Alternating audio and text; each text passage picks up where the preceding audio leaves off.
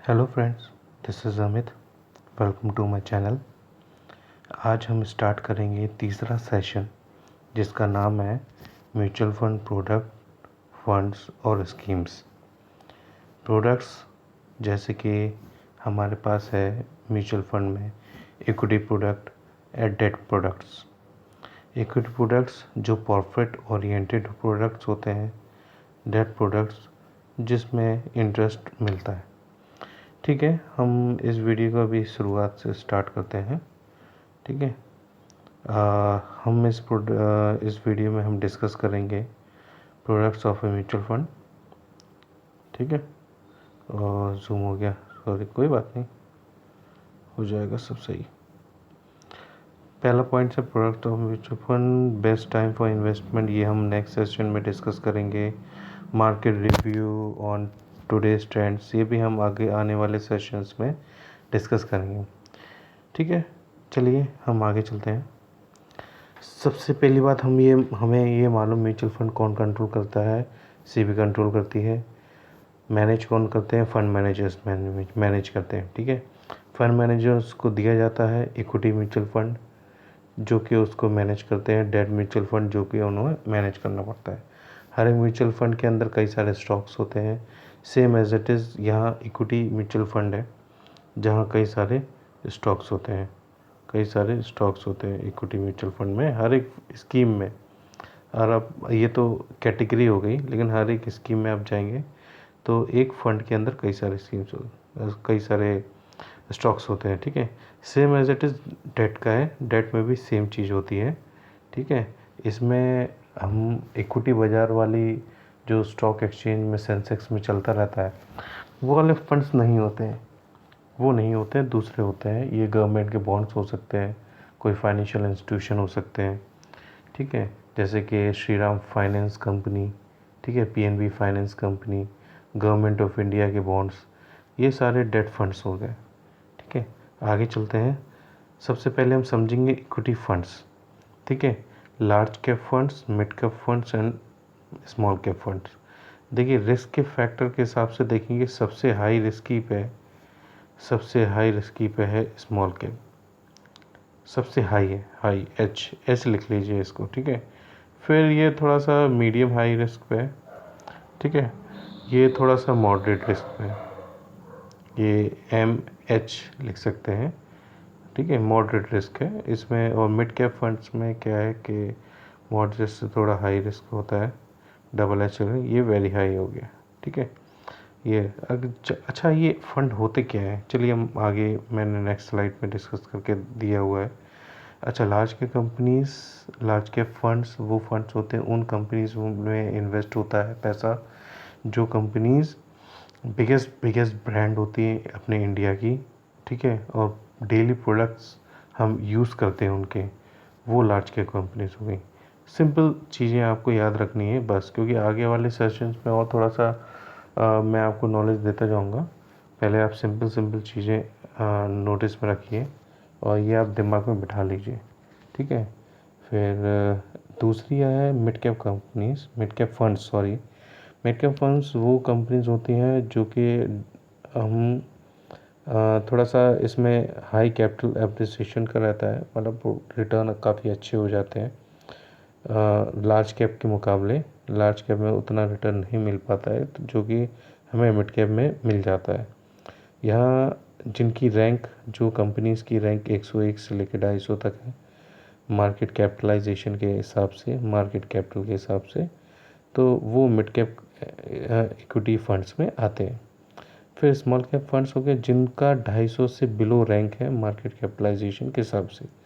ठीक है, ये बहुत ही हाई रिस्क टेकिंग होते हैं, यंग्स होते हैं, यंग कंपनीज जो होती है यंग होती हैं, हाई रिस्क टेकिंग कैपेसिटी होती है इनकी, हाई पोटेंशियल होता है। मार्केट जब वॉलेटाइल होता है, ये बहुत हाई पोटेंशियल रहता है इसमें। ठीक है, अब आगे की स्लाइड देखते हैं।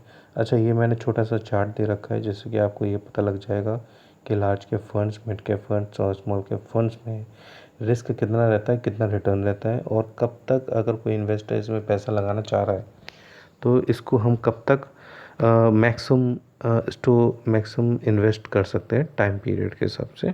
जैसे कि लार्ज कैप में है, इसमें मॉडरेट रिस्क और मॉडरेट रिटर्न होता है। इसमें 3.3 से लेके 5 इयर्स तक का इन्वेस्टमेंट हॉराइजन रख सकते हैं। ठीक है। मिड कैप फंड्स में 8 to 10 इयर्स का इन्वेस्टमेंट हॉराइजन रखना पड़ेगा।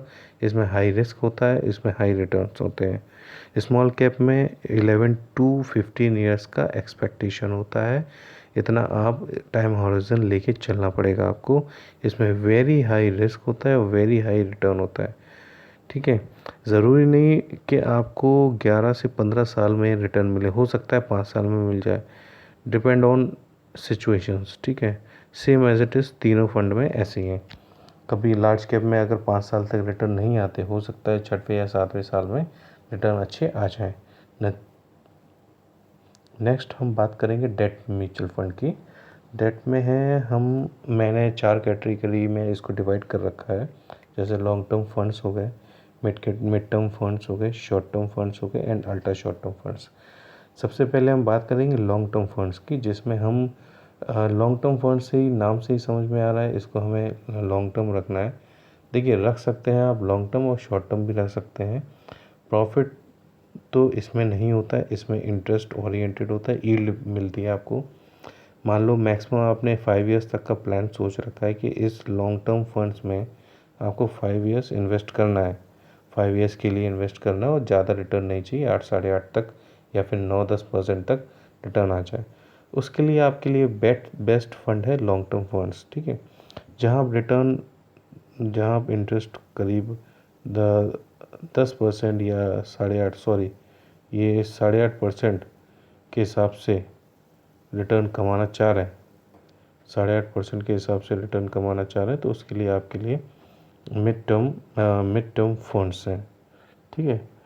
ठीक है। फिर आप शॉर्ट टर्म फंड्स में आते हैं, जिसमें आपको 7 to 8% तक का रिटर्न मिल सकता है। अल्ट्रा शॉर्ट टर्म फंड्स ये आपको 5% से लेके 7% तक का रिटर्न दे सकते हैं। अल्ट्रा शॉर्ट टर्म फंड्स में ज़ीरो एग्जिट लोड होता है और शॉर्ट टर्म फंड्स में 3 महीने का लोड हो सकता है, या फिर थोड़ा सा हम आगे समझेंगे एग्जिट लोड के बारे में। ठीक है। ये हमने डेट फंड समझ लिए। नेक्स्ट चलते हैं लॉन्ग टर्म फंड्स। ये थोड़ा सा टेबलर फॉर्म में मैंने दे रखा long term, mid term and short term funds में।